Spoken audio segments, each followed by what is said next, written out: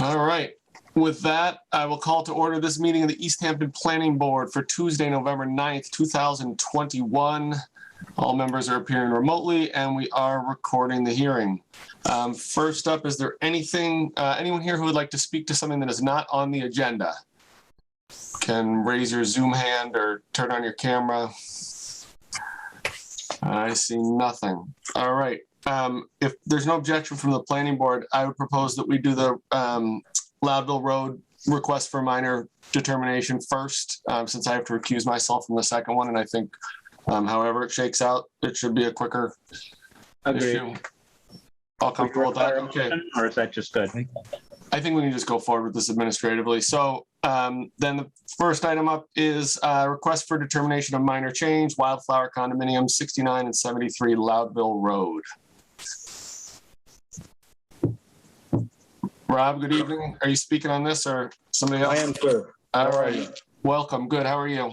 Good. I had heard you had a bike crash. I'm glad to see you back. Thank you. You're feeling well. Thank you for your time tonight, everyone. I wanted to make a few introductions first. And then what I'd like to do is talk a little bit about the changes that these folks would like to make, and then let them talk a little bit because they have a wealth of knowledge and experience. So just to bring you up to speed, the Mrs. Stepler's project on Loudville Road been marketed for a while. Craig Othier and Joe Kelly are the new project proponents.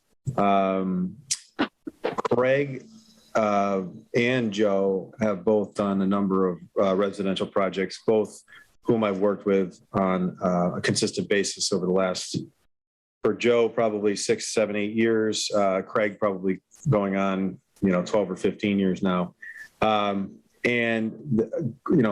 Certainly Craig and Joe have gained a reputation for kind of picking up projects, some that were failing and that they cleaned them up. I can talk to a few of those, and some that were new to them, a lot of them that are new to them. And they really know the product, and they really know what works with a condo project such as Mrs. Stepler's project. So they have a few things that they would like to do, not real major changes, but I have a series of plans and some images that I think will be illustrative and kind of show you what we're thinking. So if it's okay with the chair, I don't know if I see Craig. So Craig is, you can see Craig. So Craig is available for any questions that you have through the process, as is Joe on as well? Maybe Joe's not on. So with the chair's permission, what I'll do is I'll kind of just get into the plans and kind of show you plan view. And then I have a quick PowerPoint with a bunch of images that kind of give you a feel for what's going on. Perfect. All right. Thank you. Okay. So I will try to share my screen. Give me a moment. You've just been made co-host, so you can. And Craig, if you want that same ability, let me know, okay? Okay, thank you. Thanks, Curtis. Okay. Let's see if I can not screw this up too bad.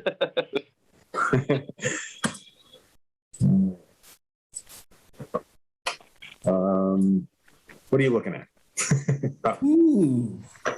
We're looking at some pretty pictures here. So let me start at the beginning. And I'm gonna start with the plans that we were approved on. I'm just gonna skim through here. So Tiny. Okay, so has your screen updated? Yep. Yes. Yep. All right, so if everybody remembers, off of Loudville Road, we had a project proposed with 18 units, which includes the single-family home in front that becomes a unit. And specifically, there were 4 units that were single-car garages, okay? And then the remaining units were 2-car garages, with the 16th unit being a single. So everybody kind of remembers back to that, so to speak.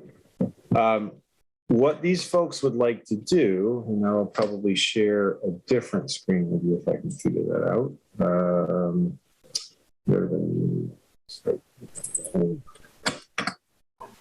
Stop sharing and reshare that one.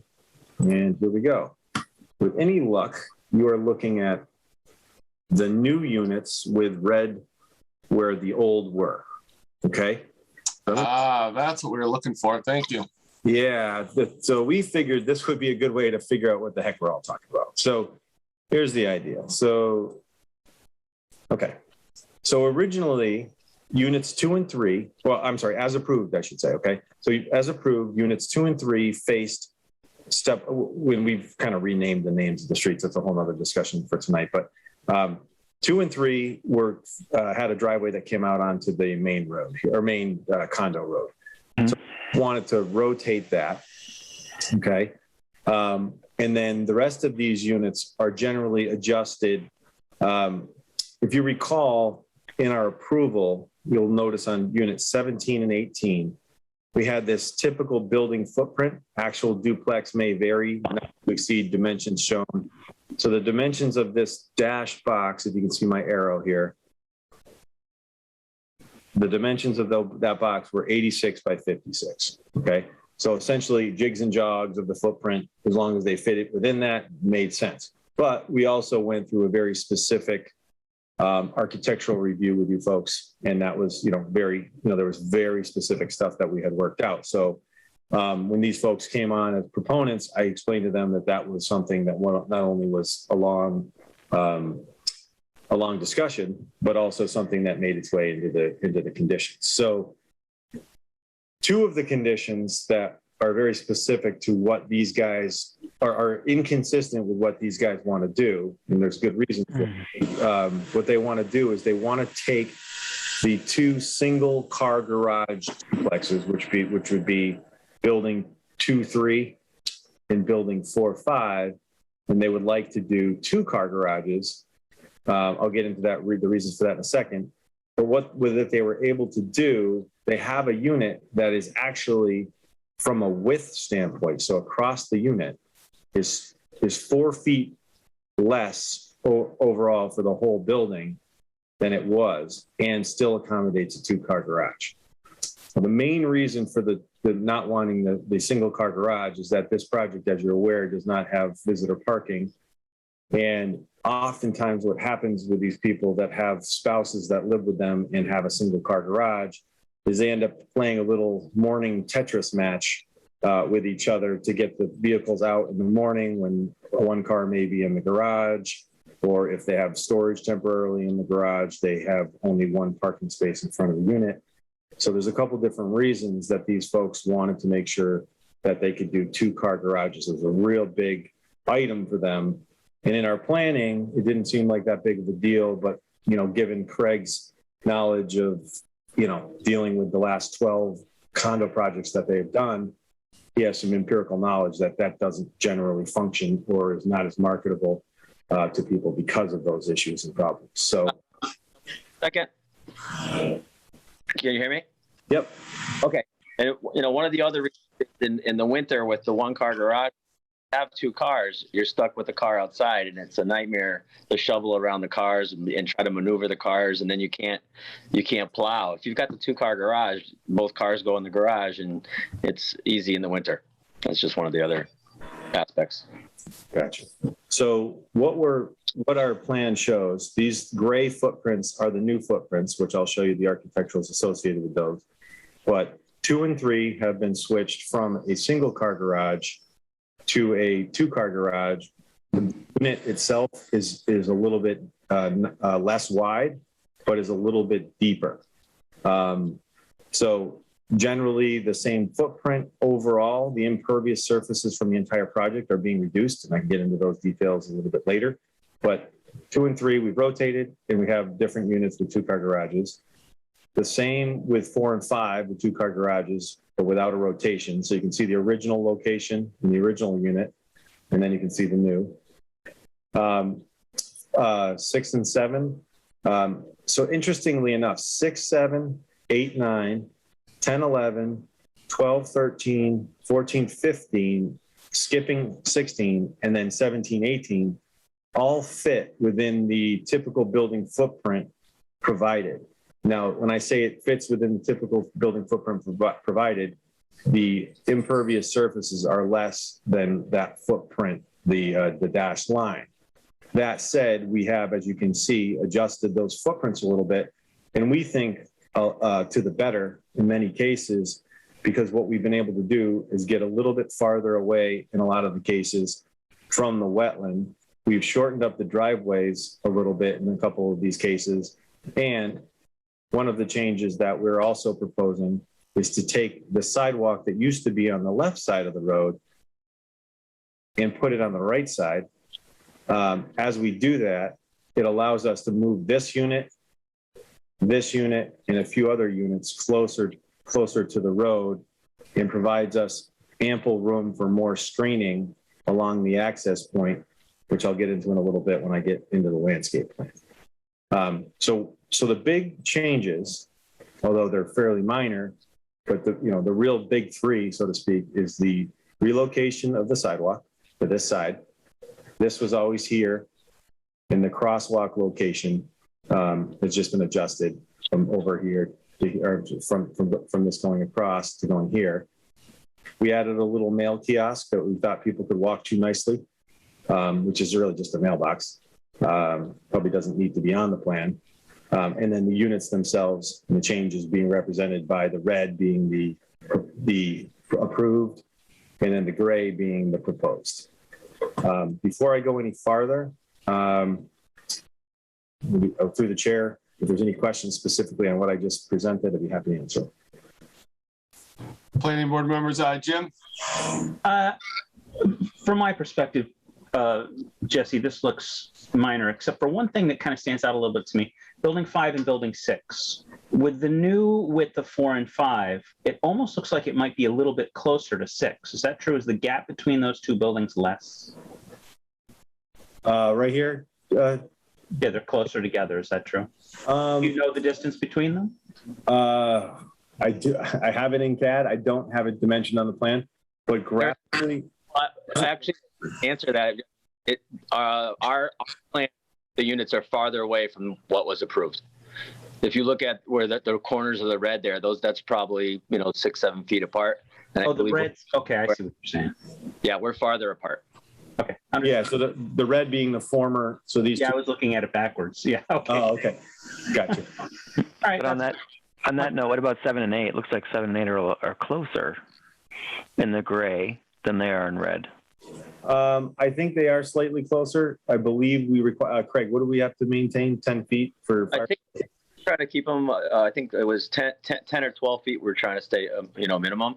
If that was a problem, we could easily slide 8 and 9, if we had to gain a foot over there.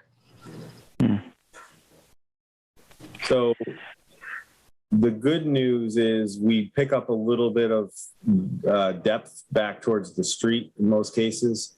You'll see that the red was a little bit farther. These little bump outs are just the bulkheads. So the actual wall of the unit is here now, and then the old wall being in the red. So even here, this is pretty significant. We're able to pull these forward.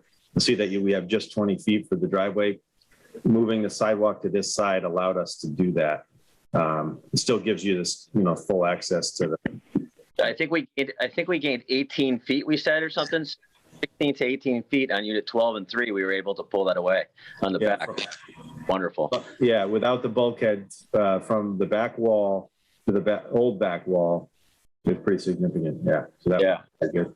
And on 17 and 18, our 40 old units were 53.5.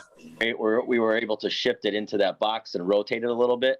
So it wasn't as cockeyed from the original plan. Was really at a crazy angle kind of from the road, and we were able to minimize that. Yep. So if you'd like, we have a couple landscape additions and enhancements that I'm sorry, it looks like Chris. Yeah, Chris. Can you explain to me how you are proposing that this is a reduction in impervious area? In every case, I'm seeing a new building that's larger than the previously proposed building. Good question. So the units themselves are a little bit different in that, and I have each one here. I have a full spreadsheet, Chris, and it's mostly because of the impervious surfaces associated with the driveways and everything else that we were able to go closer to the road. But let me see what I can find. But the main reason on that, though, Rob, the main reason is the depth. The depth of the original units were, I can't remember if it was 55.6 or 50 or 53.6, and ours are basically 48, except for the, one side, the garage goes out an extra foot. So our units are only 49 deep. So we're gaining so much with the, since we're not as deep of units as what was approved. I don't buy that. I think I need because what I'm looking at now, it doesn't, so maybe they're narrow, but they're wider, or vice versa. I mean, the gray area is much bigger than the red. On almost every unit. Yeah.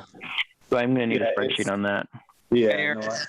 The gray area on them, I believe that's in your PowerPoint. You can actually pull what was approved. I think what was approved was 82 and we're 84. So the difference, that's only a 2-foot difference, but our rear is much more. It's 5 or 6 feet. The big difference as far as reduction. Yeah, and Chris, I have that. Thank you. If you bear with me. So I'm gonna try to hold on one second. Let's see if somebody can pull that up while I continue with my presentation, and then you can just email it to me just 1 second.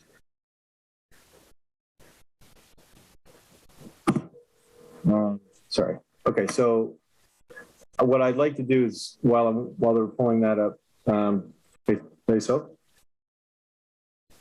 there's a calculation for impervious surfaces that does not appear to be in the PowerPoint. Can you email that to me through Matt or however you get it? We're live right now. Thanks. All right. Awesome. Thank you. No pressure.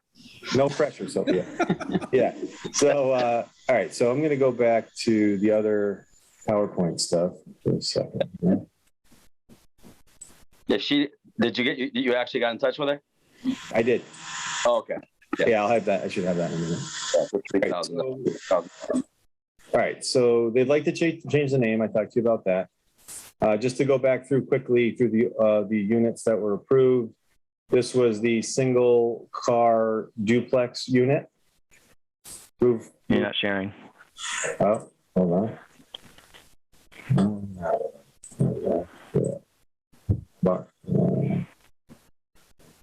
What am I sharing? The old version, I think. that was the only approved. Are you guys are looking at the PowerPoint right now? Estates at Stepler Crossing. Yes. Okay. Slide 2. Now 1. Slide 2. Good. Okay. Yep. So this is the old single car. I'm going to skip the roof plan because who cares? This is the one where it was a single and a double. Yeah, that one that didn't even exist. Right. And then there was the 2-car duplex. Yep. The single unit. And the single car duplex floor plans associated therewith. So up till slide 9 was the old. Yeah. And slide 10, and I'll look at the unit on slide 11 actually, which is this is the single unit. So Rob, that's one of the ones that we were talking. That's request. That's not. Okay, so disregard 11. Yeah. Got it. All right. So then, where's the single then? So this is the single then, Craig. Keep going. Yeah, keep going. All right. So once you start going through these, so now that's actually just Rivercrest that I was just showing, to show what we've built in the past. Yep. That's a front facade that could be done, but we went with the clean lines. Okay. So what we're looking at now is call it an artistic rendering of the proposed units that they would like to do in place of the original 2-car duplexes. This would be one of the units for a 2-car duplex, correct, Craig? Yep. And there's this color scheme, and then they also have this other color scheme here. Roof lines are fairly similar. Actually, bear with me 1 second. Find it. Yeah, no, there's a sheet from Matt that has all of the breakdown of the calculations. So, thank you.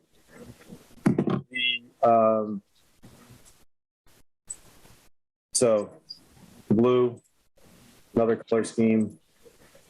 Yeah, and we're looking to do on these is go with about 3 feet of stone on the bottom, come up with standard siding, and then up top we would either do the shakes or probably the board and batten. Most people, well, the style with that board and batten is actually very nice. Here's a kind of a bird's eye of kind of coming in the main drag.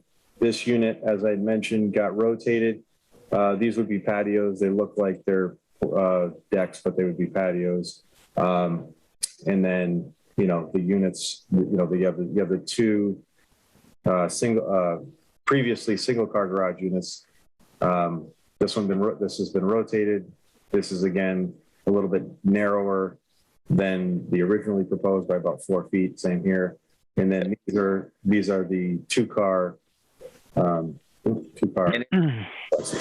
that one plan also is showing part of what our plan is for a buffer, and we've actually got some live pictures of some projects we've done in the past where I've got a farm that I work with out of Pennsylvania, and we get full grown Norway spruce, green giant arborvitae, white pines, and so these are showing probably 8 to 10 footers along the back. So it creates an instant buffer. We weren't planning on planting 4 footers and letting them grow.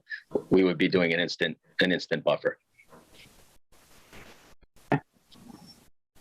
Here's a picture of some of the arborvitaes that they've recently installed. Craig, you want to speak to these? Once again, this was a project. It was Stony Brook in South Hadley, and that was a project that abutted a supermarket, and failing project, and they brought us in. We ended up buying the rights to finish it, and they had basically 5-6 foot arborvitaes to block a supermarket. I wasn't helping either side. So the first thing we did was actually relocate the 5-6 foot arborvitaes. We put in 12 to 13 foot arborvitaes, and within a week we had a buffer across the whole project. And after that, it was a success. We also changed units. They had I want to say they had 18 or 1900 square foot units, which were much too large.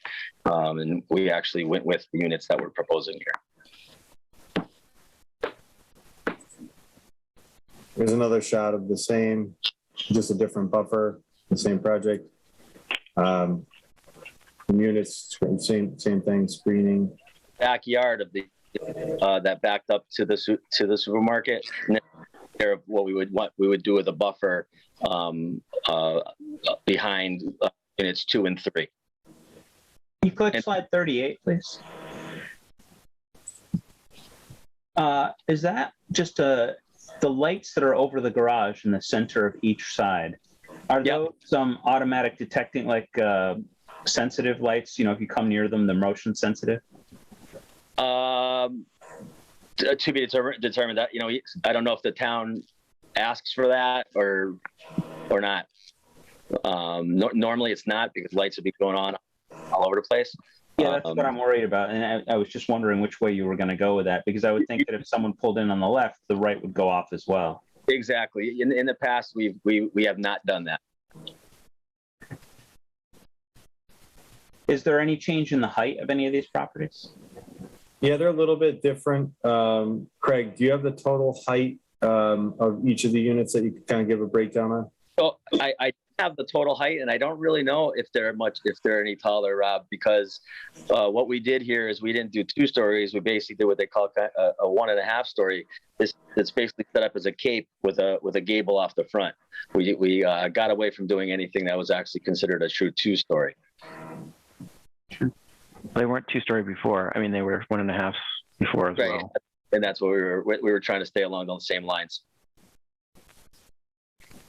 Here's another good shot of the front of the other unit.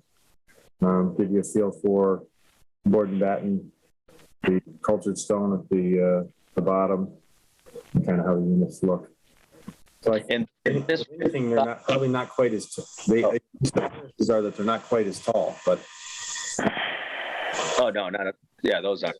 And so this style unit, we're actually bought the rights to Riverview in Holyoke, past the Delaney House. And we're building this same style unit there. We bought the rights to the last 10. And, we started it in November, and they're all either sold or under deposit. They're the same exact layouts on the inside. The exterior is a little different. The reason why I went with this exterior is this was closer to what was approved. But there's, the exterior is easy to manipulate. Yeah, Harry? Yeah, what stops the water from going in the garages? The driveway or the road is right even with the garages, with the doors. Is that being pitched right there, or is it something on the bottom of the doors? Yeah, no, and Harry, just to give you some perspective, this is this is a pretty basic artistic rendering done out of country, to be honest with you. So they're just, it's not accurately depicting the ground plane. It's just really to try to give you a picture of what the unit will look like in general. All right. Good question, though. Is that a yes? It is pitched? It's Pitched away. Yeah, positive drainage away from all the structures. Okay. Yes. Good answer. Rob, part of the problem I'm having here, we did like 6 or 7 hearings, a lot of input, like more than probably any project I've been involved in. This was like a lengthy design with the community. And I'm struggling with how we can deviate from that. The minor modification stuff is like if you wanted to move the sidewalk to the other side, or, this seems like it's like a redesign, which isn't like earth shattering, but I'm struggling with the fact that, we had 100 people that sort of collectively designed the old design, and now that's happening without them being here, that's the part that's giving me pause. Yeah, and Mr. Chairman, I totally understand, and I did relay that to the proponents. That was my concern as well, and I know Ms. Salier was, very active in trying to make sure that the massing wasn't, too great, or that, these fit in with the residential character. I know that was absolutely multiple meetings for all of us. We won't get back in our life. That said, I think the residential character is consistent. Obviously different, these folks come to the table a little bit different, where they have been selling these units for since 1998, I believe Craig said. Not these units, but, selling condo units, and they have their finger on the pulse of what is successful, what people are looking for, in addition to trying to make it nice. So I understand where you're coming from. I think the proponent is aware of what you folks went through. And that's why they tried to provide as much detail with this initial discussion as possible. Yeah, I can kind of answer that a little bit. The front elevation, the 2-car garage units that were approved, I thought had left a lot to be desired. I do all the design. Doing it for 25 years. I've done over 300 condominiums and houses, and I've done 12 condominium projects. And once again, I do all the design. And the first thing when I first saw that the elevation, I thought that was actually quite a big problem. If you look at that elevation, I've never seen a gable that kind of just sits in the middle of a 2-car garage. It doesn't extend to the ends. There were some design complications that I think if those were to be constructed, weren't going to look they weren't going to look wonderful. And I think the other problem that was over there was the units themselves were too large from a square footage standpoint, and that's one of the reasons this project hasn't sold. We're in the hottest real estate market that's ever been, and Easthampton is wonderful, and this project hasn't sold. And there's been multiple developers that have looked at it, and once they costed out what was approved, the numbers didn't work. And even so, that's, from my experience, that's not what I would have went in for in the beginning. I would have, what we're going for is a 1,400 square foot unit that we've got tons of experience with, and we know that will sell. I know what they're going to look like. So I don't know if that helps you, but because I wasn't here for what you went through. Yeah. But I've went through many planning board meetings throughout my life that were, I'm sure, similar to yours. Our river, Rob was involved in our River Crest project in South Hadley, and that was 2 years of hell. We were terrible. We were the terrible people. But this project's much less dense.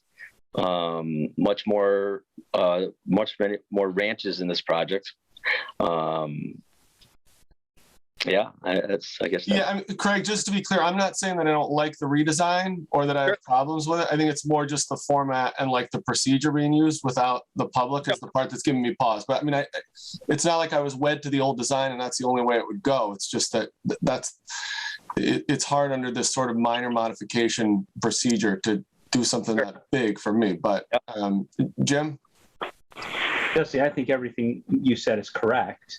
And given Chris's point about the change in impervious surface, which we're looking at the sheet right now, given that we all agree that it's less or equal, I personally believe that we went a little too far in allowing design into our process in that last meeting. I don't think that's really the purview of the planning board. I'm not saying we did anything wrong, but I think we allowed a very lengthy process with specifics that do in fact hampered the building process. I've seen nothing in what we're seeing here tonight that I would put in a condition, in a situation that I would say would change anything that I see under our purview. Character doesn't seem to have changed to me at all. Now, I understand that we had a lot of people involved and they want to, see what these design changes are and you're not getting notification, but I don't think that's really a responsibility if it follows 12.79. And I really do think it is following 12.7 now. So personally, I stand by my point. I think these are minor changes. But remember, Jim, the minor change part isn't in the bylaw. It's just in our decision, right? So it's built in accordance with the plan. So that's the part. I mean, this was a lengthy process that we did incorporate as conditions. And I think it'd be disingenuous to remove conditions or change the design without having public input. But obviously, I'm only one member. That's just where I'm falling on it. Yeah, so I'm looking, I have both plans open and I have them overlaid over each other and going back and forth. And it looks like the major reduction in impervious area is not the buildings. The buildings have probably increased from up to 35,946. I think this reduction of almost 3,000 feet is from the driveway fact that the driveways are the buildings are closer to the roads now. So the driveways are shorter and the actual overall sidewalk length is shorter. So you're making up some of that reduction in the driveways and the sidewalk, but it's not from the buildings. Actually, I can answer that one, I think, too, Rob. And I could be wrong on it, but I'm not sure if you're mistaken, but I think you're might be a little off on it. Your approved units didn't show. They didn't have hatchways, so our units, not for impervious soil, actually include all the hatchways, and they also include 12 by 16 concrete patios. So our impervious soil is well under. If we took away the hatchways and took away the concrete patios, I mean it's not even close. So our buildings, I'm quite certain are smaller. Well, patios are impervious. Why would you take?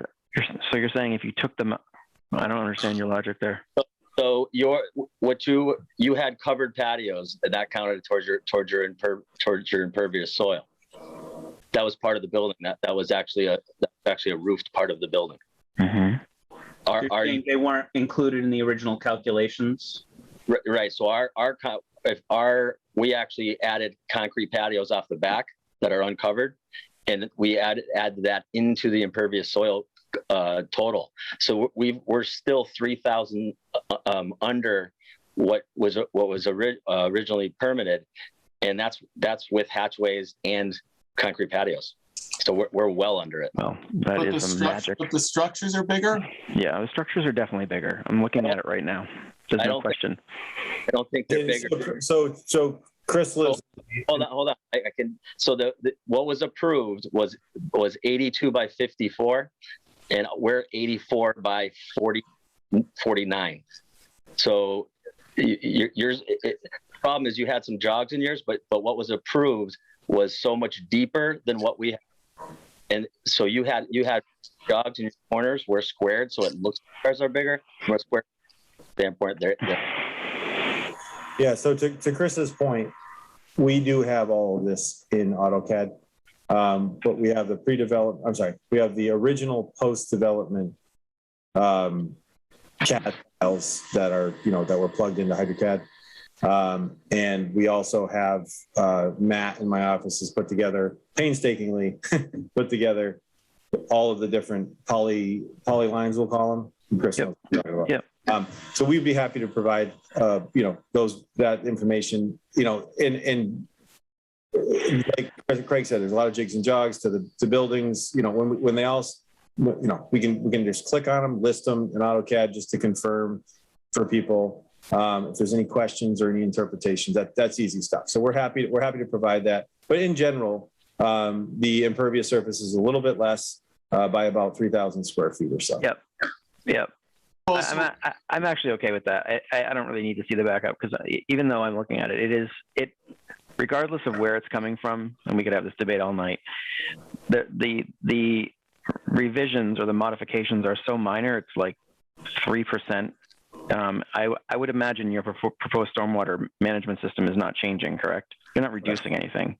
No, we were going to leave it as is, Yeah. obviously. Yeah, because it's de minimis change, right? Yeah. So, yeah. Okay.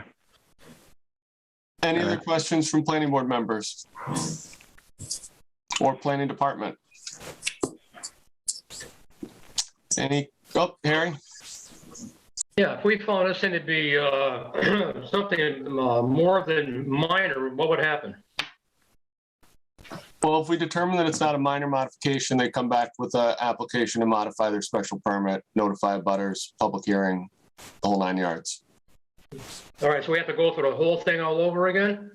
Well, they still have their special permit. So the scope of the second hearing would be literally the modifications to the already approved plans. But yeah, I mean, it would be a public hearing. And you'd have to go through everything again. And more than likely, we'd end up right where we are right now, more than likely. Certainly possible. Yeah, it's hard to tell.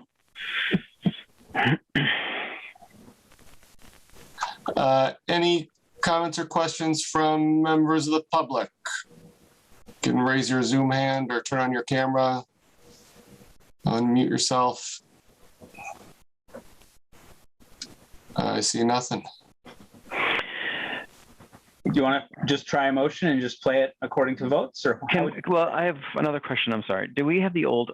Is there anything in the old conditions that state anything about distance between buildings? Because I know we started off at something like 24, and then we went down to, I think it was 12. Did we restrict any distances between buildings? I don't think we did, but I just wanted to. The No. bylaw has a requirement in it. Yeah, and fire code is 10 feet. Fire code is 10. Okay. Yeah, it's five to the side of a building, but you got to double it, so it's 10. But I Okay. think I can't remember what 8.3 has in it because there's a specific thing about spacing between buildings. I'm looking at the decision right now if I can find it.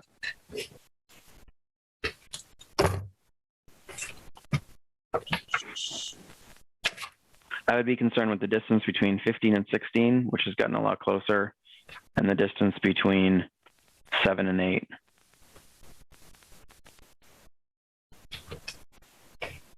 Actually, the distance between 5 and 6 as well.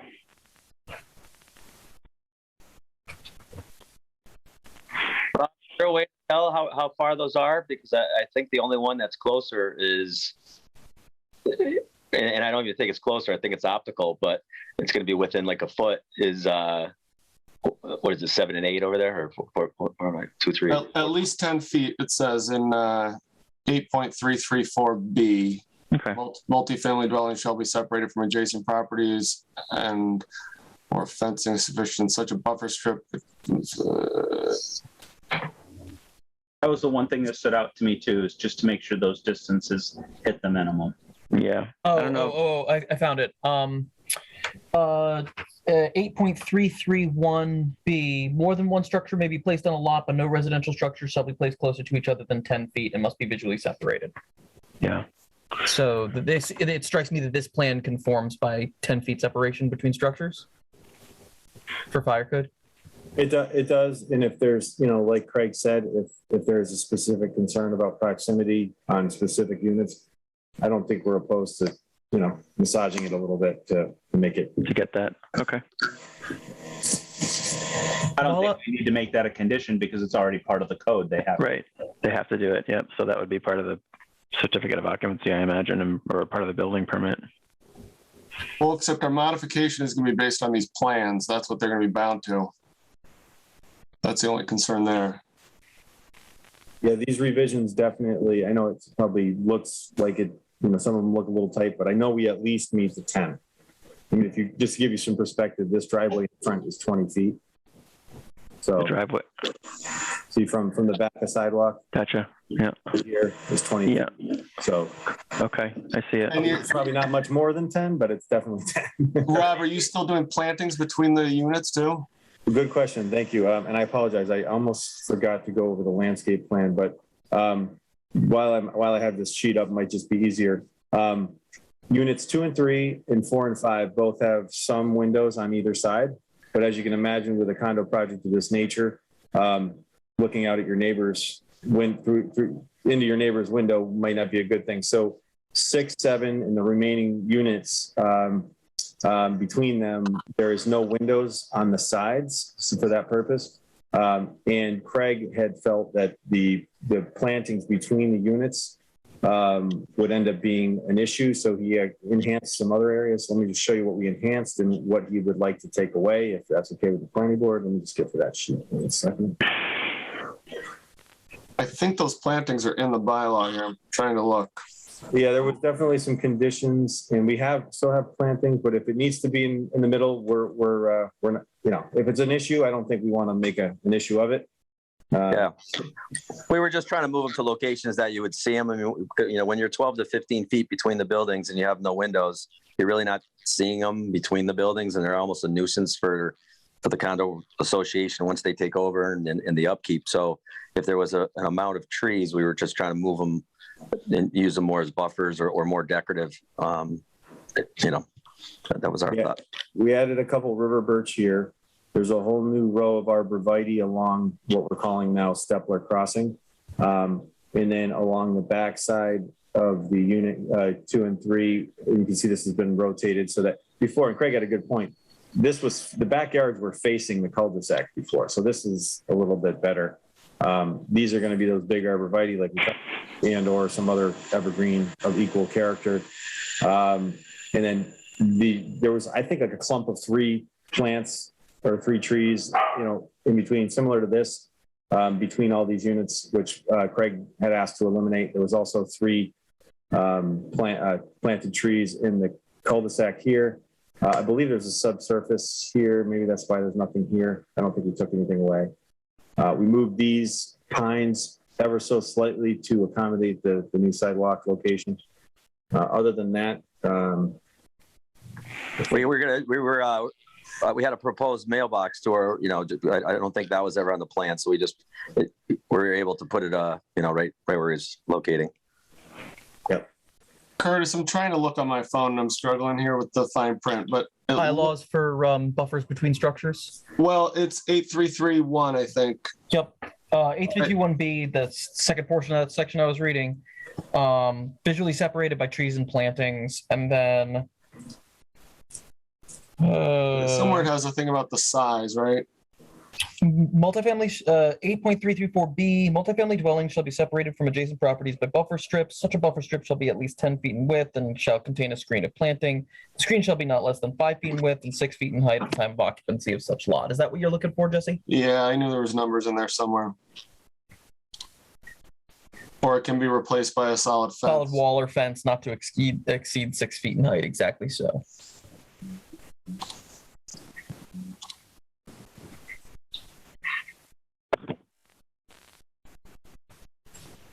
So removing the trees that you had along the right side of Stepler Crossing because of the mailbox. You had several trees along the right side or the east side of Stepler Crossing going up to from the street up to building 18. I'm gonna have to go back to the previous plans if I can find it for you.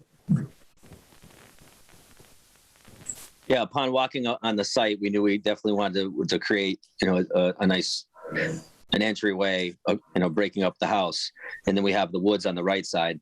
But if there are some trees that were needed on the right, because actually I think there's a garage or something that was a bit of an eyesore on the right. That once we got into the street, if that was still kind of in view, we were going to buffer the right side with abrevieties or pine also.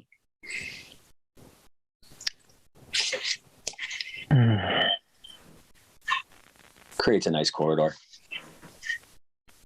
It's a lot of changes here. This is so many changes. I don't understand. I mean, I'm looking at the minor decision. changes. I'm looking at the decision right now, and one of the specific conditions we had was that 2, 3, and 4, 5 must contain only one-car garages, required to be smaller in footprint than the other units. I mean, I'm struggling to do that without notice to the neighbors. Yeah, me too. There's just so many changes. I'm not saying they're bad changes. Right. Some of them I agree with, but a minor change is just it's like Jesse said, like changing the sidewalk or adding a mailbox. But this is a change in the actual proposal. To me, it's substantial. And I hate to say it because I don't want to go through this again because it was torture last time. I agree with everything you're saying, Chris. I like you said, I actually think a lot of these changes are good. And I don't think it's a bad thing. It just doesn't feel like it's the procedure where we can sort of slip this in. It doesn't feel minor to me. It doesn't feel good to me. Yeah, and guys, I hate to say it. If it makes life any easier, I think, ideally this would be fairly clean through this process that we probably have to go through here.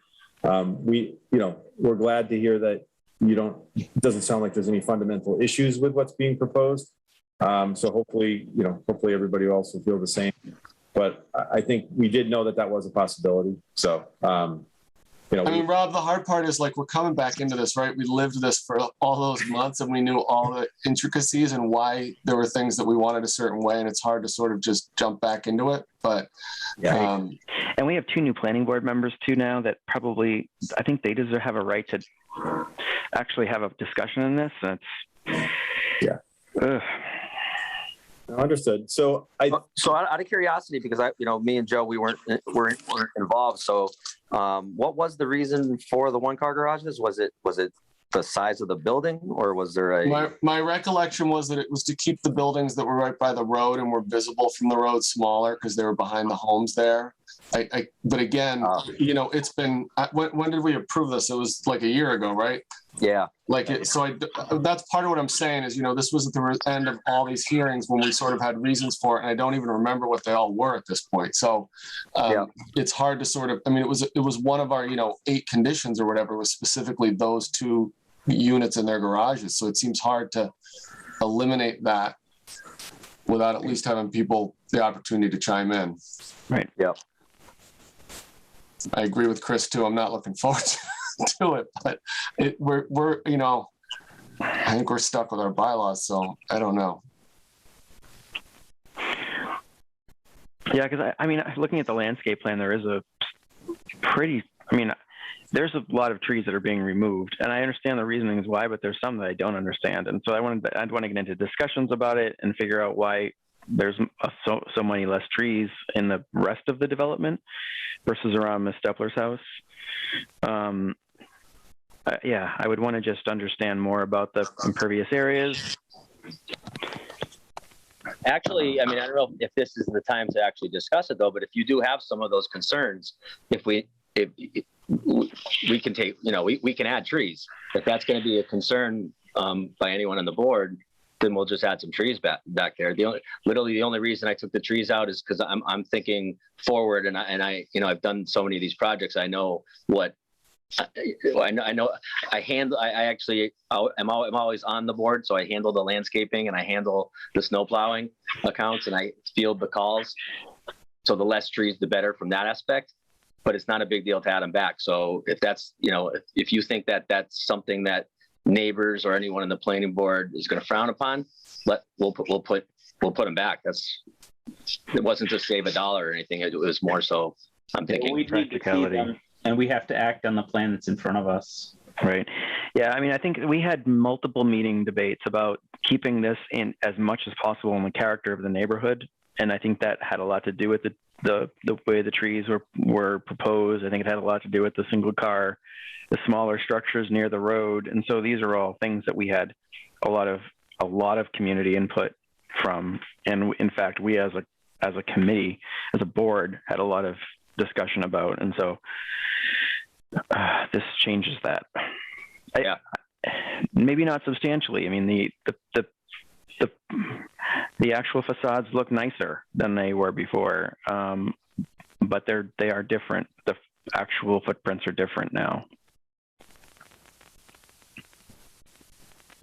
I don't know. It's a lot.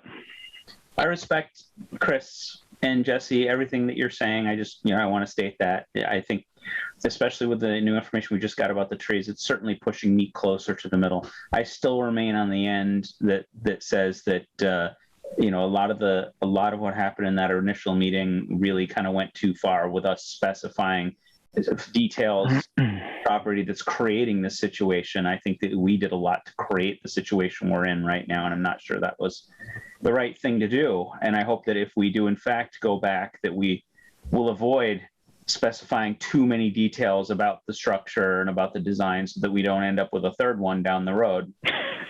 In this and all other projects, I'm still believe that it's right on that edge of minor, but I totally respect what both of you are saying, and I feel it too. Curtis, yeah. Just out of curiosity, in case it might help any members of the board, and with no judgment attached to it, has there been any dialogue with neighboring property owners yet abutting the proposed condominiums, or is the coming before the board here the first time it's been in public discourse? It has not, Curtis. Okay. Nor do I really want to. I wasn't certain if you had a cordial conversation and they're just off screen waving their approval. I think the Chris's and Jesse's comments, I think we're all. Harry, any thoughts? No, not really. I could go along with what's happening right now, because I know what's going to happen. We're going to go through this whole project. We're going to have meeting after meeting, and people will be talking about this and that, and it's all going to come down to it. It's going to get passed the way it is eventually. Well, I mean, that wasn't what happened with the first plan, right? I mean, this changed a lot from beginning to end. So it has changed. It has changed. Yeah. Yeah, but at least we give. I think we give the abutters the opportunity to at least hear it, and it's not. They don't feel like it's being passed underneath their, without their knowledge with this many changes. Ultimately, it might be a better project the way it's being proposed. I'm not saying it probably will be, but it's not minor, in my opinion. Do we call a vote, Jesse? Sure. You can make a motion either way. We'll see where the votes go. I make a motion to declare as a minor change the request for determination of minor change for Wildflower condominiums in 69 and 73 Loudville Road. You can second and vote against it just to have the vote. I'll second. Okay. So voting, I want to keep in your usual role, Chris, second, Cockshaw. Excuse me. Thank you. I apologize. Can I just state and make sure that everyone understands? The motion was to approve the determination of minor change, just so everyone knows which way to cast their vote. Yep. Yes. So this is voting to approve the changes as minor changes. James. Aye. Harry. Aye. Chris. No. Ken. Aye. And I am a no. but it seems that the ayes have it. Wow, there you go. Can I do one of these? Is it the majority rule? Majority. Yeah, for amendments. It's an administrative vote. It's not a quorum special permit decision. I agree with that. It happened once where I won 3-2. I was all excited, and they were like, "No, you didn't get enough." I'm like, "What are you talking about?" I got Yeah. 3-2. No good for the Guys, special I permit, can but is for the minor change.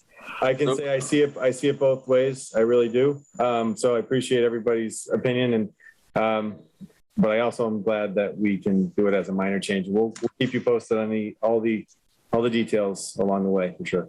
And I definitely recommend that you maintain close relations with the neighbors and head any issues off, so that it doesn't, become a bad neighbor situation. Absolutely, and I should get Joe Kelly and myself our phone numbers to you guys, because if anybody calls you, don't hesitate to call us or have them call us if they want anything explained a little further. Thank you. All right. Sounds good, guys. Have a good night. Thank you very much, guys. Good to see you. Glad you're feeling okay. Thanks. All right. And since I'm recusing myself from the next item, I will head out. Thank you, Best of Jesse. luck to all. You have a good night. Good night. Bye, Jesse. All right, I believe Jesse's left, and it's time now for me, James Arbus, to take over as acting chair. Yay. For Pleasantries Inc., the next item on our agenda, which is seeking to amend a 2019 special permit for medical marijuana treatment center and adult use cannabis retailer, in essence, to do cannabis bottling and cannabis-infused beverage manufacturers. Is there someone here, is the applicant here to speak on this? Brian Wickersham is present.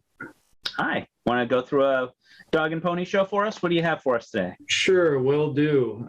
So again, my name is Brian Wickersham. I serve as development officer for Pleasantries Cannabis Company. I'm currently sitting at 25,000 North River Road in Harrison Township, Michigan, for the record. What we've submitted today is a proposed amendment to our approved special permit that, as you suggested, is asking to allow for manufacturing capabilities within existing unoccupied warehouse space that we have within the current facility. The original plans by the original applicant when this project was submitted had called for cultivation in that specific space. We determined very early on, after identifying a cultivation facility that more fit our business model, located in Holyoke, Massachusetts, that we would not be moving forward with any type of cultivation space in that warehouse. For several months, we had some internal conversations about, what would be the greatest and best use for that space, including several conversations with, a variety of different community members within Easthampton, just trying to see if there'd be any type of synergistic plays there. However, much to a little bit of our disappointment, to date, our retail store that is operating there has not quite met expectations of what we were hoping for. So we turned, the corner on some of our ideas and looked at truly, what's the best way to frankly turn a business case out of the piece of real estate and, monetize the business so that we can continue to succeed while we develop our cultivation facility in Holyoke. Just to provide, I guess, a little bit of context there as to, why we think that is and believe that is, as I'm sure, you may be curious or just want some general perspective. But from our take, it's very important in the cannabis industry to be a vertical operator as opposed to just a retailer. And until we get some production and cultivation facilities established, frankly, we're not offering any different products than some of the other locations located within Easthampton and in the surrounding area. The only way we really have to differentiate ourselves is based on customer service and the experience in not being early to market it certainly is a very long ramp up period because a lot of folks have, found the places that they like to do business and are loyal to those relationships that they've established. So one way, again, to support our retail efforts is to begin producing our own products. Here in Michigan, we recently went under construction on a project to do pretty much exactly what we're proposing to do in Massachusetts. It is a new product that we are bringing to market here that the regulations in Mass also allow for, and the space is frankly ideal. The site plan that we have that was previously approved, we are proposing to do no exterior site work.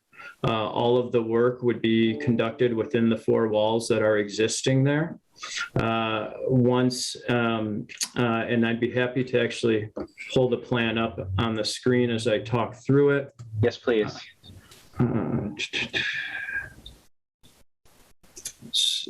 You say there's no additional work outside, but I definitely remember seeing on those plans there were some places where you were going to be putting pallets and doing storage. That's all already on impervious surface, right? Correct. This is all contained inside of the warehouse space itself. And let me ask, can you guys see my screen at this point in time? Yeah. So just to give you some general overlay, this part that is shaded in gray here is the existing retail store. This space here is the actual sales floor itself that is open to the general public. And you could walk in there any day of the week during business hours. This back half is what's currently unoccupied and it's just vacant warehouse space. So, our plan calls for reutilizing the existing doors, actually reutilizing the existing shipping and receiving docks for our shipping and receiving needs that will be required here. Granted, 5 docks is probably overkill for us. It without a doubt is overkill for us, but don't necessarily have a need to void those at this point in time. When looking at, what is deviating from the original plan that we submitted, it's primarily the use. And then there would be a required need of 3 additional parking spaces. However, our parking lot is well overparked by code as is. It's a fairly large space after we demolished the structure that was previously on site there. We are proposing that this operation would add approximately 10 to 15 employees to the facility. It is not external facing, and what I mean by that is common pedestrians or citizens cannot go to this site to do any type of shopping or business. The only traffic anticipated, therefore, is from those 10 to 15 additional employees, as well as delivery vehicles, which would be, frankly, not much different than what exists today, which is just a small handful per week and typically box trucks, not semis or anything of that nature. The plan and what we have submitted is still in full conformance with the special permit criteria for approval, and certainly happy to spend time on any one of those specific items, and is still certainly in conformance with the conditions of the approved special permit that we had put in place. And again, happy to walk through any of the specific line items one by one to discuss them if that would be valuable to the group. From our perspective, it's something that we think is very exciting. It's something that is certainly on the up and up in Massachusetts. For any of you that are familiar with the cannabis marketplaces that exist today, there's roughly 3 to 4 other companies that are currently producing beverages within the state. We're particularly excited because we've partnered with a national beverage producer on our recipes and formulations and what we've been able to come up with there. So with that, Again, I think the main point that I'd like to reemphasize is that everything is being conducted as far as work on the interior. Everything, will still require building permits to be pulled for the extent of the work that's being conducted. And we certainly look forward to continuing to partner with Easthampton, on this project and our development at 195 as a whole. Here to answer any questions that you may have. And I should also note that our principal architect on the project, Brad Klein, is on the phone to perhaps assist with any questions that you may have, as well as Zach Wilson, who is the general manager and our director of retail out in Massachusetts, but is certainly most familiar with that particular location and works there on a daily basis. Brian, Brad, and Zach, welcome. Brian, thank you for the presentation. I think what I'd like to do to start is you touched on a lot of good points, and I'd like some specifics on them. I'm going to call out some questions, maybe get some questions from the planning board and kind of walk through this bit by bit. Certainly. Would you be willing to zoom in on the zoning table 1A at the top left in that? Bring it up so that it's nice and big up in that section there. You talked about parking a little bit, and you said that you had more than enough, but I want these specifics to kind of go in the record. Can you just give me the specifics? Is it 111 spots in the entire space? That's correct. The original approved special permit, we were required to have 32 spaces. With the added use, we are required to have 35 spaces, and we currently have 111 spaces on site. Way more than you could possibly need. And do you have any idea how many of those are handicapped? Accessible spaces, we have 5 accessible spaces on site, which would meet the 1 per 25 requirement. And these are all striped and marked appropriately? They are. Can you zoom out again, please? The existing use, that's not going away, right? You're adding a use and you're going to do both uses? You're not getting rid of the retail? That's correct. We'd have both uses in place. Okay. And you have a flow that we went through when we first went through the special permit of how customers come in, how they go out. According to what I think I heard you say, that's not going to be modified at all. And it looks like it's kind of on the back of the building where shipping and receiving is. Can you kind of just use your mouse to tell me a little? What I don't see here is any of the like parking flow or any how that's going to work. And I'd like to get a sense of like, where are the trucks, these box trucks, going to go? Precisely how many do you anticipate there will be? What time will they come? Yeah, if you don't mind, I was looking at it earlier today. So I know for a fact that it is a little bit outdated, but I think this might be, actually, I was going to pull up a Google Earth imagery. Brad, do you have a site plan that shows the building with the parking as well? I do. Yeah, I do. I'm going to stop sharing and let you share, and then I'll talk through it. Sure. If you're not host, I'm sure Curtis can take care of that, Brad.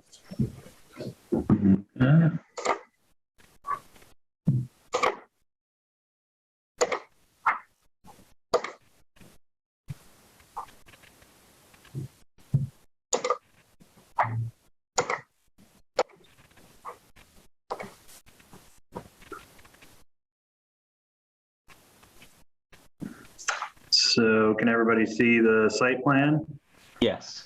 Actually, I might switch to the next sheet. It's a little less busy, which was the landscape plan of the original approved permit. Okay, very good. So as you can see here on the plan, where the handicap spaces are located there, that is the main entrance to our retail facility. Along with the parking that would be just to the left of the handicap spaces there. Those spaces nearest to the building are where our customers would park primarily for the dispensary business. When we look at the future manufacturing space, effectively all of the truck traffic that would exist takes place on the backside of the building that is nowhere near pedestrian foot traffic and is able to loop completely around, the perimeter, effectively avoiding that main congestion area where retail would be located. Employees, just following, our typical employee plan, are going to park on the furthest from the actual building as possible, not to intrude upon customer parking. In the Can you use your instance, mouse to kind of show me where that is visually, like where? yeah, it'd be along the. I guess I'm not using proper directions, but if it would be the east side of the page there. Okay. In the south side of the page is where they're parking right. Our employees park for retail on the south side of the page there, where Brad was just hovering. Yeah, got it. Okay. And then on the far west side of the page, northwest side of the page, is where we would envision our employees for the manufacturing Okay. component to be parking. Well out of the way of your regular traffic, which will park closer to the door. What's Correct. the flow of the trucks coming in and out? Are they going immediately to the right and then up and around, or are they going up all the way north first, then east? No, they'd actually immediately follow the right in the bottom of the building there. And there's actually truck turnaround space there and everything. So they never have to actually travel into the general common parking lot. And how many of these box trucks daily? Daily, less than one daily. I would anticipate 2 to 3 per week. And are the hours changing from what they were? Can you remind me what they were with the original dispensary retail, and what changes are you making to hours of Yeah, so the hours for the original retail dispensary are not being impacted whatsoever. We currently, they're allowed to, our hours that we are able to remain open in retail are 10 a.m. to 10 p.m. We're not proposing changing that at all in terms of retail. However, with the manufacturing side of it, the types of jobs here, and because it's not customer facing, it truly is more manufacturing. The folks in the labor pool that we look to hire here are going to be used to more of a 7 to 3 as opposed to a 9 to 5, or even more so retail hours of 10 to 6 or something like that. What we're proposing right now is, I suppose, asking not to be necessarily restricted on the manufacturing side of things, letting you know that I would give a 99% window of confidence that the hours would fall in sometime between 6 a.m. and 6 p.m. to fit, a standard Monday through Friday manufacturing type schedule. But ultimately, to be honest with you, that will be dictated primarily by the labor pool when we go to staff this up and see what type of talent is, available locally within Easthampton, and, what those hours of operation are best suited for that labor force. Folks that are used to working manufacturing, at least from my perspective and experience, they're used to running 2-3 shifts, 7 to 3, 3 to 11, and overnights. Throwing a 10 to 6 at them might not necessarily be best suited for their lifestyle, which would have incorporated, the daycare commitments they have set up for their kids and whatever may have you. Okay. So, all right. I understand what you're saying there in your request for flexibility. I also think I heard, but I'm not quite sure, that you're not planning a second or third shift. Is that correct? That's correct. At this time, we don't see a requirement for the second or third shift. And no the way that we're planning the facility with the throughput on, the equipment that we have, at this time, that's not part of the plans. All right. And I'm just going to try and cover some of the outside stuff here before we go inside. Because there's no change to the building, I don't know that there's necessarily a lighting change, with the possible exception of next to where the trucks are coming in. Are the trucks coming in, you said maybe once a day, 3 times a week is what I heard? Yeah, I presume 3 times a week. Are they coming in the dark? Are there lights out by those truck ramps in the back? Are you planning on adding any lighting? I believe that that's already well lit back there. I'm going to ask Zach to confirm that for me. But to answer the second part of your question, they would be coming during the daytime. They're coming during pretty standard business hours when we're there and working. The trucks that would Some of them would be delivery trucks for supplies. And then the other ones would be outgoing trucks from our, wholesale efforts through that particular space. Okay. And yes, it is well lit in the back. Okay, like downward facing lights, same structure we approved previously. Absolutely. And then maybe not the last question, because I don't think, well, I guess I want to know about refuse and the dumpster. And is this changing? I'm sure you'll have a lot more trash as a result of your new manufacturing process. Where's that being handled? Zach, do you mind helping me out here where I'm not? Yeah. So the trash is kind of that little box, move it a little more left. Yeah. So that right there is currently where the trash is.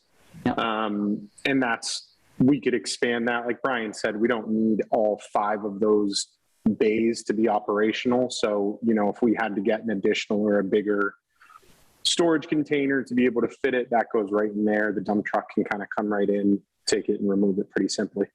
Is it all non-cannabis waste that gets stored outside? Correct. Correct. Yeah, we don't have any cannabis waste currently from the retail. Yeah, and the new use would not create any cannabis waste. Okay, that's important.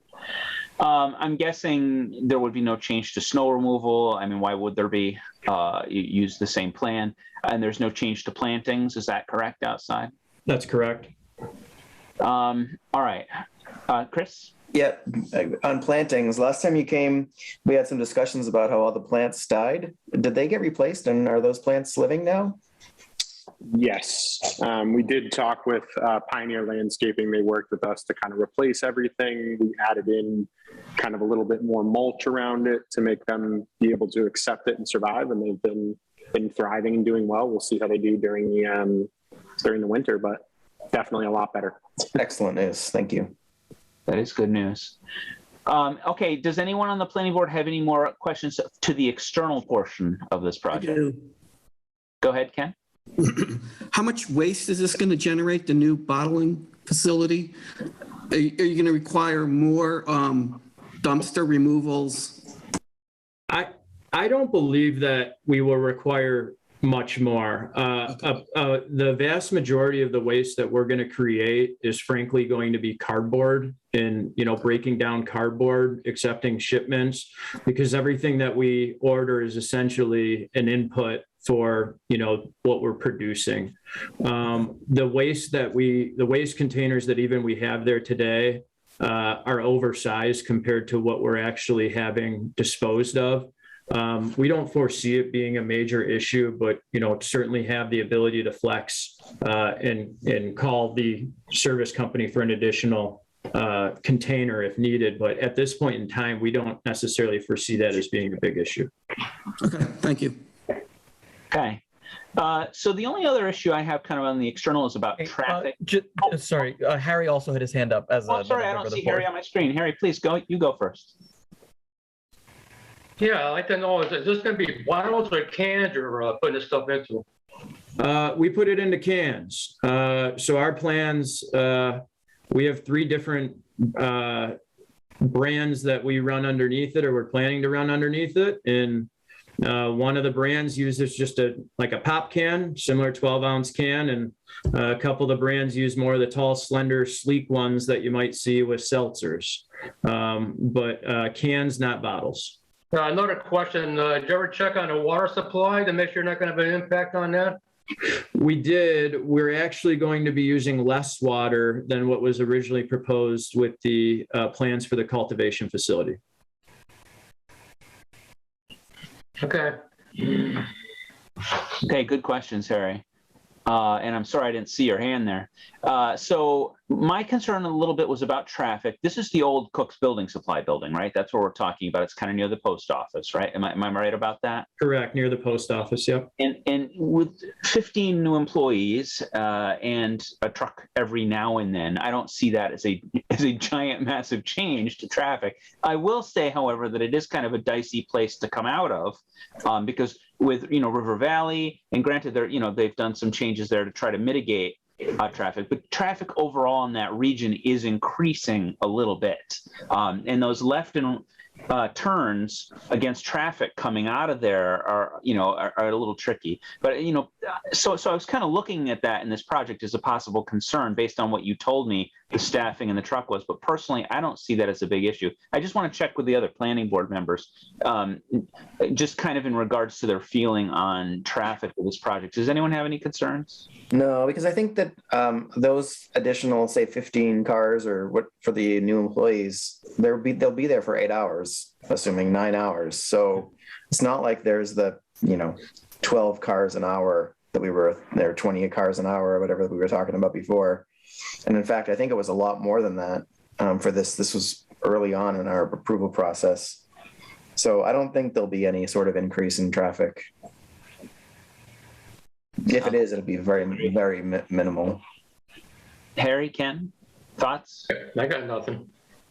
Okay. No, I'm good. All right. I think we should move inside then. Let's take a look at what you got going on in there. How's this all work? We're all very curious. Yeah, so just to, I guess, kind of walk you through it. If you think, I guess, entering in through shipping, receiving, our inputs come in, they are stored in dry storage. They come out through into the production facility. They run through an automated canning line that is quite impressive, I must say. I'll be honest with you folks, I'm learning about a lot of this as I go, and going to tour these and I'm happy to share the name of the company that we're partnering with. I actually believe they sell products in Massachusetts. I'm confident that they are, but it's a hard cider company that goes by the name Blake's Hard Cider. They're a national company that have worked with us on this design and in our formulations, and it's an impressive operation, but effectively it acts just as you would think. There's those big mixing tanks and water tanks there. You're mixing a recipe within a gigantic tank. One of the ingredients also happens to be cannabis distillate oil. That machine then it has a line that's being fed to the canning line, and it's a completely automated process all the way through the cartoning process, where it's putting them within a 6-pack or a 4-pack or whatever it may be. Comes off of the line, gets palletized and thrown right into cold storage until it is ready for distribution. It's a very simplistic, clean, production layout in one door and back right out the other. The right side of the plan there is primarily office space, storage space, a little bit of R&D, employee break room, but primarily ancillary. The exciting part is certainly within the production space of the canning line. Once a recipe has gone through and production of a batch is completed, it goes through essentially a purging and cleansing process. New recipe is stirred up within the containers, and we begin the process again. Fascinating. I see Harry's got a hand up, and then Ken. Yeah, do you have any kind of a testing facility there to make sure that your combination of your water and this stuff here is meeting standards, or how do you go about testing this to make sure that your blend is okay? We'll say when you get it running during the course of the day, do you take a can once in a while to make sure that your blend is okay? Yeah, so what happens is with every batch that's created, that batch has a very specific metric batch ID that is tracked through the Cannabis Control Commission. And so basically anything with that recipe and that formulation on that specific batch that was in that holding tank. Once that comes out and gets produced, we actually have to call a third-party testing lab that will come to the facility, collect samples of their choosing, take them off to a lab to test for exactly what you're stating, to make sure that they meet our records of formulation, that they're safe for human consumption, that the dosing that we are advertising is the dosing that is within.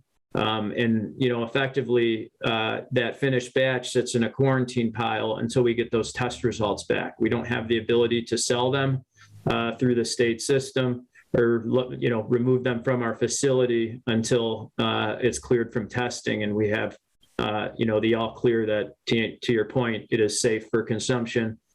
We are not doing any type of false advertising based on the dosing and the recipes and the ingredients. And it is good to sell, safe to sell. Okay. Good question, Harry. And if I understood what you said correctly, Brian, testing is a high priority. Yes, very much so. We don't take that lightly, and frankly, we don't have a choice to. But it's a very serious, compliance is a serious thing in our organization. Okay. Ken, you had a question? Yeah, I was curious about the canning line, this machine, this assembly machine. How much noise does it make? Is it loud? Not really. You'd be surprised because it primarily mostly works on air compression. I was surprised that the level of noise that the folks that are helping us design this over at Blake's, they're more concerned about where to actually put the air compressor itself, because that might make a little bit noise just getting fired up and running all the time than the actual machinery and working around the machinery. But, when you're in there, there's no necessarily required, OSHA ear protection. It doesn't meet those thresholds. Okay. It's not something that is very disruptive by any means. That's helpful. Thank you. You don't happen to have, Brian, any machinery documentation, spec lists or brochures from the machines that you're using that might show a dB threshold that they're producing, do you? I probably do. I don't have it at the ready, but I would certainly be happy to present that as a follow-up. And when I say I probably do, I know I do because I already bought the equipment for our Michigan facility, and we're waiting for it to arrive. So I'd be happy to provide cut sheets of like equipment that we're placing in Michigan. The Michigan facility is about 50% greater in size than this one, so we'll probably downsize some of the, some of the equipment is downsized to be a little bit more appropriate. But we can certainly provide, cut sheets of what we're using, knowing that it only improves from there. I think I saw another hand up. Was that you, Chris? Yeah, Ken makes a really good point. Is there an increase in decibels outside the building that may impact or have any impact on abutters? I would not. I don't anticipate that.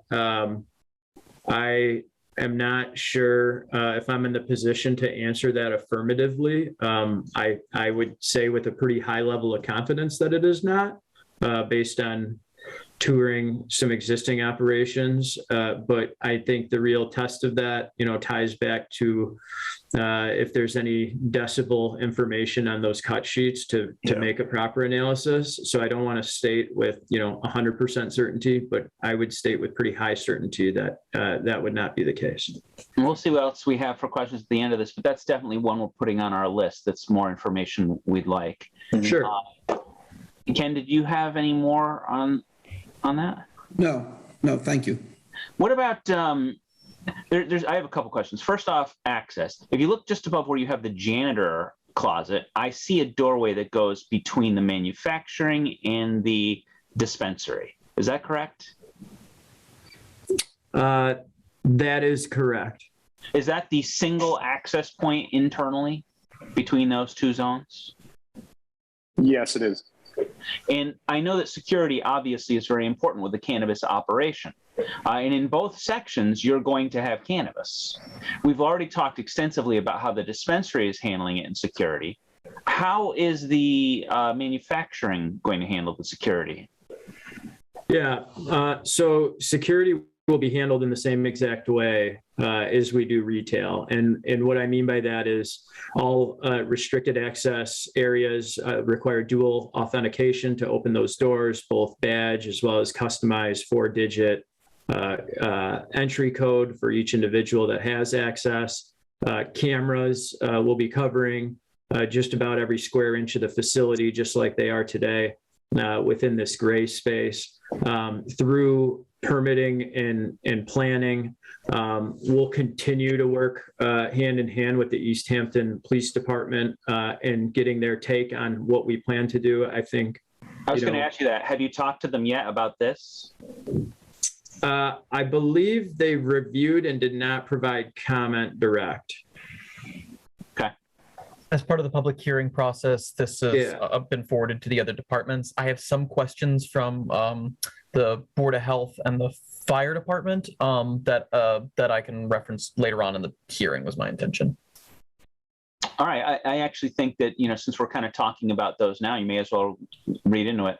So the Fire Department, I just wanted to double check. This was a conversation we had a while ago. Would you mind just telling me whether the building's already fully sprinklered as full fire suppression systems? It is. And the occupancy for the factory floor, do you remember what use type that was for the purposes of fire suppression and occupancy? Brad? It's a low hazard use. So okay, good. Then the second question I have, this may be a question for the CCC, but I figured I should ask you while y'all are here. The food code currently just does not have anything regarding these beverages. My understanding is that the CCC treats anything with basically an active level of cannabis as being like a medicine and not a food. You are not planning to seek any food permitting or food manufacturing permitting for this beyond your cannabis permitting, right?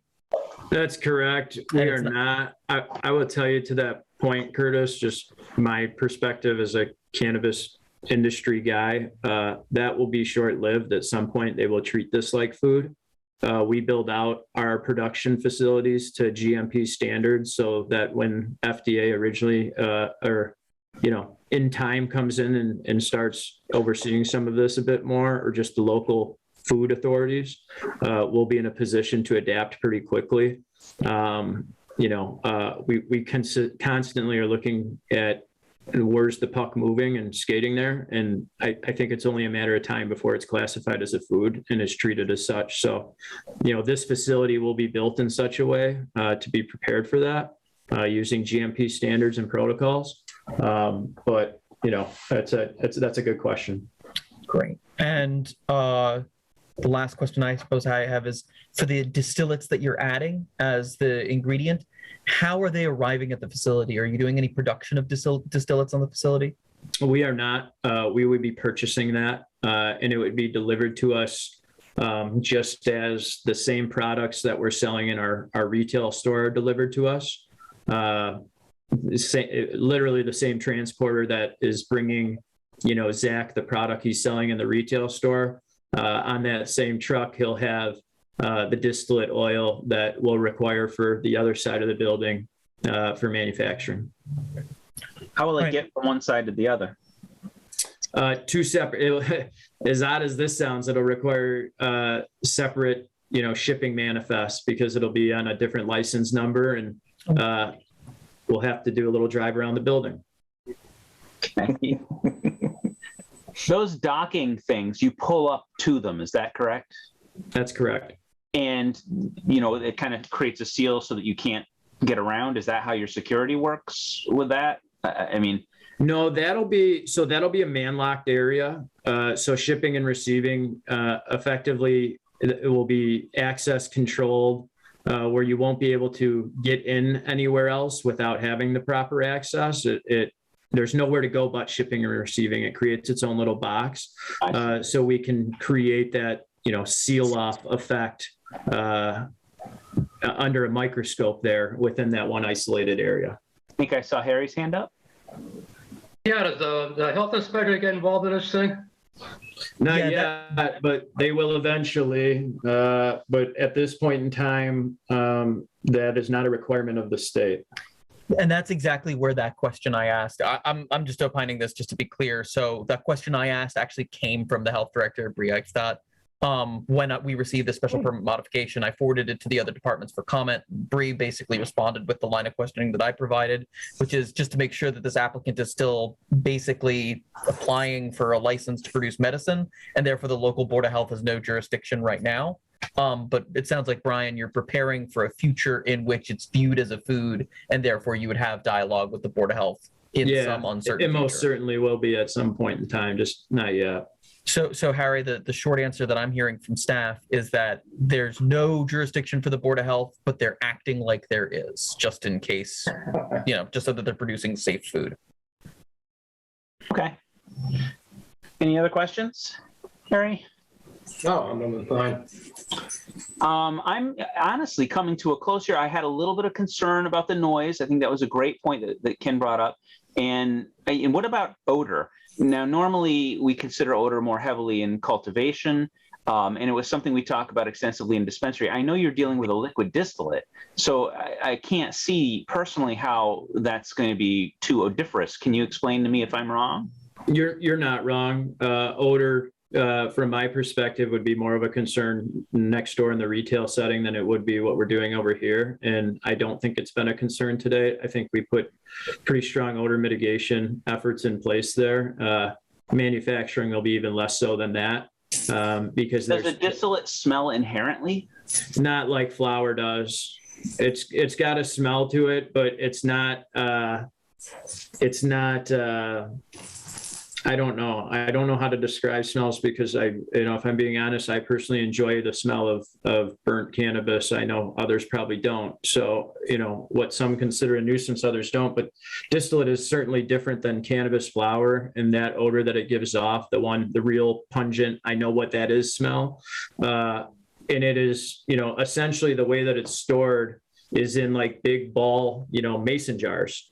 And it's sent in mason jars, it's stored in these mason jars, and until the product is used, it is kept in those mason jars until we're effectively, pouring it in as an ingredient.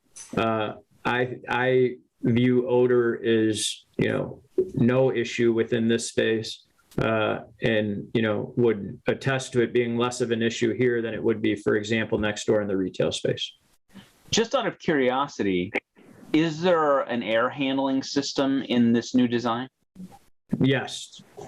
Yes. Is it? How does it work? In terms of just general mechanical, or? Yeah, where are you venting? How big is it? Is it covering every room that's in there? Is it primarily over the production line? Like, what kind of air handling are you running here? Brad? Well, it'll require, the manufacturer, so there likely will be probably 2 units, some of the support spaces just to kind of zone it a little better. It worked pretty much as the traditional HVAC system, because again, we're just tempering the spaces. It's not doing anything like dehumidification and things like that you would see in a grow or any other special purge or anything like that with a grow or extraction facility. So this is pretty typical industrial or manufacturing HVAC systems, again, to temper the space. So, and again, without having plants or flower, the very limited use of a cannabis product in this space that's not very pungent or doesn't give off a lot of odor. We probably don't even see the need for the same carbon filters and the things you see on a grow. However, if it happened to be an issue, those could be easily installed on a machine to make sure that there's nothing coming out of the facility to the public. But to Brian's earlier point, the smell from the dispensary would, that it has more of an opportunity to create an odor issue than this manufacturing. Is that a separate system? Yeah, that'll be separate. So the plan right now is not do any additional filtering to wherever it's venting. Where is it venting? What side of the building will that HVAC system output to? It can vent out. I guess it would be I don't know. This is probably not north on the plan, but to the the service side. Okay. All right, that's interesting. Yeah, this use is really unique for me personally, as the guy whose role is to build things within our company, because the plans that we have are so simple and don't take into the considerations that a cultivation project or a typical manufacturing processing building would, where you're doing extraction and you have to take into consideration all of the various elements and solvents that you're using.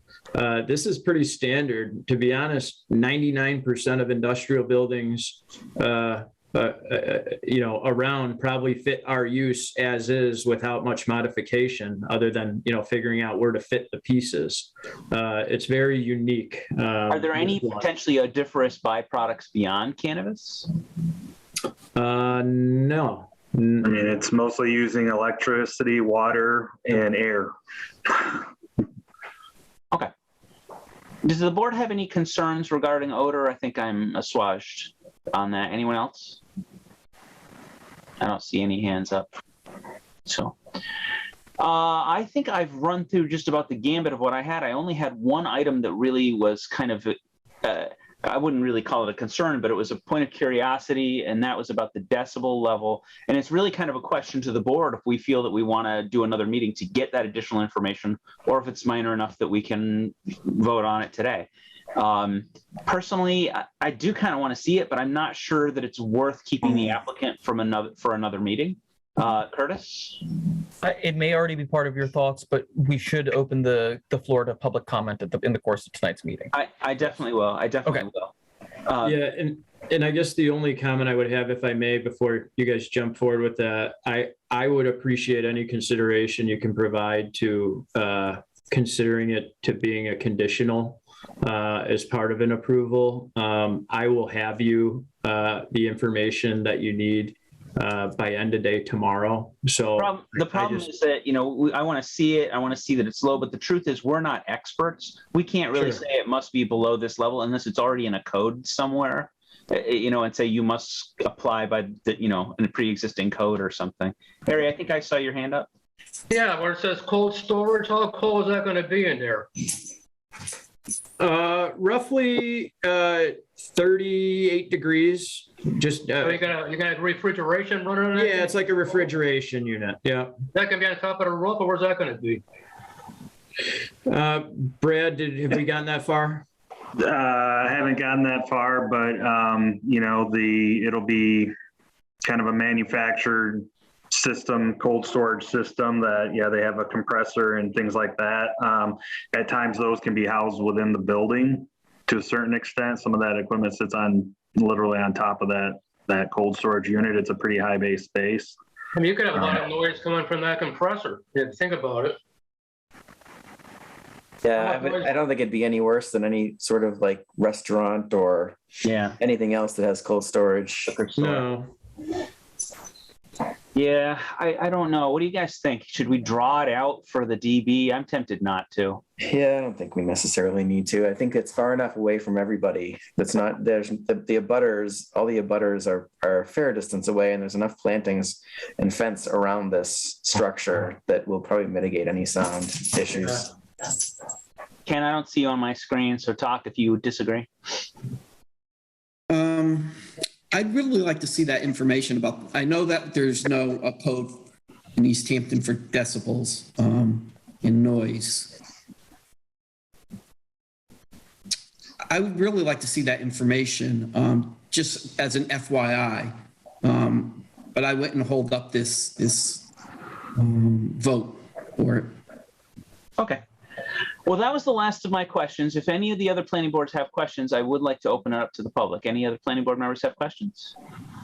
In that case, I'll now open this to the public. I think you can do either *6 or *9 if you're on the phone to raise your hand or whatever the other option is. Curtis, help me out. And any other planning board member right now, I'm not seeing anyone with a hand up. You can also just show yourself with video so I can see your hand or speak. Yep, so John Moran has a question. Thank you. John? Hey, Jim.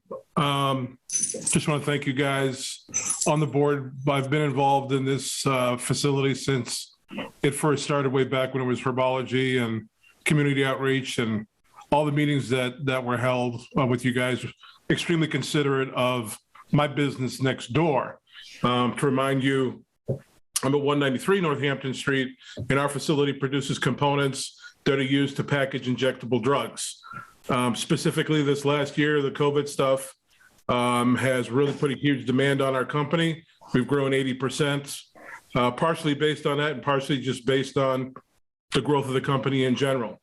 I had many concerns regarding traffic, regarding security and things along those lines, sort of based on what we had experienced in Northampton when Netta came on board. Again, my concerns were based for our business, our employees' properties, and things like that. There was a long meander, and when Pleasant Trees came in, started to talk to Brian and met with Zach, and these guys, just to let you know, have been great neighbors. I also have a property on the backside off of Industrial Parkway. We have storage units there, so I basically wrap their facility all the way around. Excuse me. And we've worked extremely well together. As a matter of fact, we're in the process of resurfacing the parking lot, and we're parked, all of our employees are inside along the fence, out of their way, but they've been gracious enough. And I did offer to fiscally compensate Brian. He's like, no, we're neighbors. Just have your folks park over here. So they've been great to work with. I have no resistance, no complaints.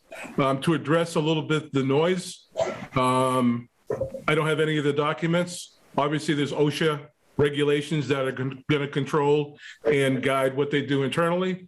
But to Harry's point, to Chris's point, we're set back significantly on both sides. All about children, I won't speak for them, but as far as I'm concerned, I don't see any issues. I've been in lots and lots of packaging plants. That is my life. I think it's noisier to package vials than it is to package cans of any kind of beverage.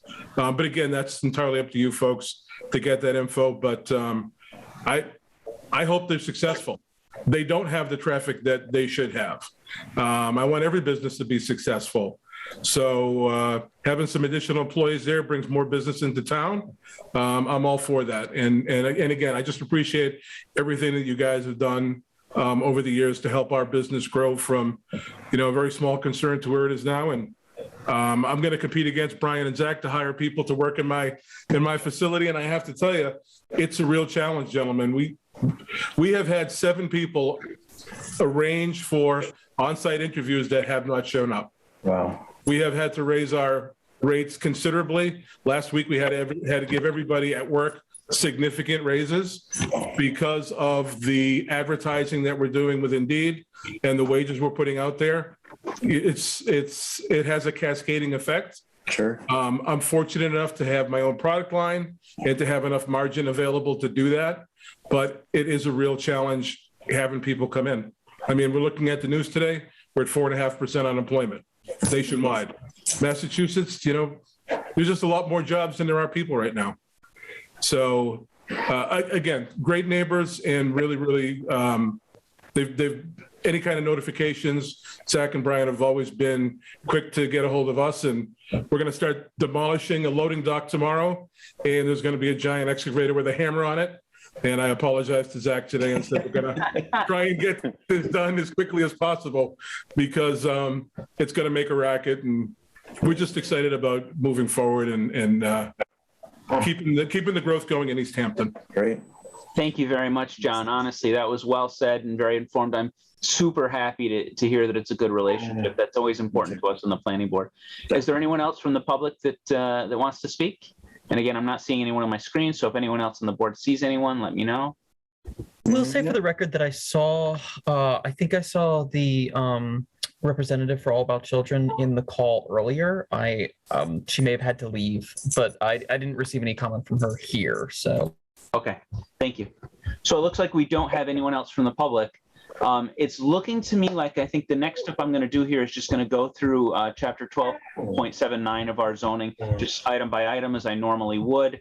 I don't have anything to read in at this point. I did want to ask one last question before I do, though. I just want to say, as part of your process, Curtis, you mentioned that you sent this information out that they had to the various officials, like the fire department. Did it go to the police department as well? Yes. Okay, so we would have had a comment from them. So I take your word for it, Brian. Okay, so conformance with special permit criteria for approval from our section 12.79 of our Easthampton zoning ordinance. A is conformance with the provisions of the ordinances of the city of Easthampton, the general laws of Massachusetts, and all applicable rules and regulations of the state and federal agencies. I think we have that. B is protection of city amenities and abutting properties through the minimization of any detrimental or offensive uses or destruction of unique, important natural or scenic historic features on the site. Everything's inside on this one. There's no external changes. C is minimization of traffic and safety impacts of the proposed development on adjacent highways or roads and maximize the convenience and safety of vehicular and pedestrian movement within the site. You have an external route for this new traffic. You have 15 long-term stay employees during the day and a very few number of box trucks coming in and out. We just don't see that as a big change. ICD, adequacy of the methods of disposal and sewage and refuse and the drainage of surface and subsurface water, and adequate means of protecting wetlands, watersheds, aquifers, and well areas. Where I think I need a sip. I think that you've changed no impermeable surface on the outside. The sewage, you've indicated that you might upsize the refuse container, but there's plenty of space for it over on the side. None of it's cannabis related, so I don't see an issue with that. Anyone on the board see any issues with that? All right. Moving forward, E, the adequate means of protecting wetlands, watersheds, aquifers, and well areas. Again, everything you're doing is inside. F, mitigation of adverse impacts of the city's resources, including the effect on the city's water supply, distribution system, sewage collection and treatment systems, fire protection, and streets. The only thing there, of course, Harry brought up about water usage, and you indicated that it was actually less than the pre-existing use. And just out of curiosity, about how much water do you anticipate you're going to use? We anticipate that we will require roughly 1,100 gallons of water per day. The previous estimate via cultivation was using 2,500 gallons of water per day. Yeah, and I can see that in the document you provided, and I think that's well within the usage limits. If anyone on the board has any concerns, let me know. I'll move forward. G, provisions for the off-street loading and unloading of vehicles, incidental to normal operation of the establishment, parking, lighting, and internal traffic control. We talked about that. There's nothing new there. H, the applicant's efforts to integrate the development into the existing landscape through design features such as vegetative buffers and the retention of open space and agricultural land. Again, all changes are internal. I, the minimization of the area over which existing vegetation is to be removed. When tree removal is required, special attention is to be given to the replacement of trees. Again, all internal. J, the consistency of the development with respect to setback, area placement of parking, architectural style and landscaping of the surrounding building and development. It's all internal. K, adequacy of the measures to prevent pollution of surface or groundwater to minimize erosion and sedimentation and to minimize changes in groundwater levels, increase runoff and potential for flooding. In terms of impermeable surfaces, no change. But I should ask, what are you going to be putting liquids back into our sewage line? Are you dumping an excess amount of liquid? So, go ahead, Brad. So essentially what goes to sanitary is pretty much about the same as what they'll be, 1,100 gallons around there, 1,000 to 1,100 gallons. And it's essentially, mostly water. We did in the document that we had submitted alongside, that as far as anything that's used sanitizing product and the things they clean the tanks with, the lines, they're all sanitary safe sanitizers, and that the particular acids that are used break down any of the residuals of product that's left, and also help control any of the biological oxygen demand, the BODs, essentially, which are when organic material is broken down by bacteria in a water system, it, eats up oxygen. So, these cleaning agents essentially neutralize anything going into the system. So those aren't created, any BODs are not created. So. Great. Okay. Well, works. And then L, to say adequacy of the message to ensure that the use will not constitute a nuisance by reason of unacceptable level of air or water pollution, excessive noise, or visually flagrant structures and accessories. We went over that fairly extensively. Noise was a tiny bit of concern, so I don't think we'll put it as any kind of condition because it's not really appropriate to do so, but just as kind of a friendly thing, if you could, deliver to Curtis at some point the spec sheets on that, I'd love to just sort of add it to our records. Sure. And then let's see, I think that is all we have there. Any final questions or comments from the board before we go for a motion? There's one from Harry. Oh, I'm sorry, I don't see it, Harry. Go ahead. Yeah, what would happen if you had a spill there of some kind? Not a major spill, but a spill. You got a 5,000-gallon tank of water and a 1,000-gallon tank with a blending thing. What happened if you had a spill there? Where would it go? Good question. Again, that's there would be floor drains on the manufacturing floor, it would go to those drains. And right into the sewage supply? Correct. But there's nothing toxic or VOD, as Brad just stated, right? Right. Correct. And I had one last comment, which is that they're also subject to the standards under section 1010 of the Easthampton zoning ordinance, which is for all cannabis facilities. As these are mostly having to do with external location of the structure, and as they said, almost all the changes are interior. I have heard that you guys have once again satisfied that it's located in the proper zone, that it's not a 6th or 7th cannabis retailer, that it's located in accordance with our zoning ordinances, and that those findings have been affirmatively found. Do you agree with that, Brian? Yes. Okay. Thank you, Curtis. I didn't have that up in front of me. I appreciate you doing that. No problem. You're killing it, and given that I didn't warn you that you'd be the pinch hitter on this one. I truly didn't know. Listen, so at this point, I think we're looking for a motion. So I move to approve the special permit, the amended special permit for medical marijuana treatment center at Pleasantries, adult use cannabis retailer under section 12.7 of the Easthampton zoning ordinance in order to expand operations to include cannabis manufacturing for bottling cannabis infused beverages. Curtis, give me a second. Is there a second? I'll second that. Okay. I used the wrong word when I said, Curtis, give me a second, because that was. All right, we're in the discussion phase of this motion, and I'm going to give Curtis an opportunity to discuss. Per their previous decision, most of the conditions are for the retail use that already is in existence. The applicant has stated an interest in being open from 6 a.m. to 6 p.m. on the manufacturing component, or having the freedom to operate between 6 a.m. and 6 p.m. The board has previously dealt with manufacturing uses in 2 different ways. You could either make a condition that says, 3 different ways. Yeah, you can either say the applicant can be open 6 a.m. to 6 p.m. on the manufacturing side. The applicant can be open to the maximum extent allowable by the current section 10.10, or just not make a condition on the subject, whichever you'd prefer.